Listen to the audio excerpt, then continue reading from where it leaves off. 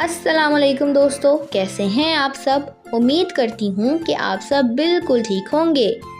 तो मेरे प्यारे दोस्तों, आज हम मह से मिलेंगे।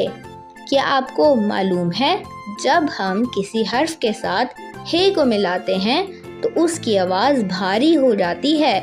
जैसे मीम के साथ हे को मिलाएं तो उसकी आवाज़ मह बन जाती है, जैसे कुम्हार।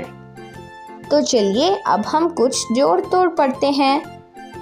मह आ म्हा, मह ओ म्हो, मह ई मी तुम ही, म ए मैं।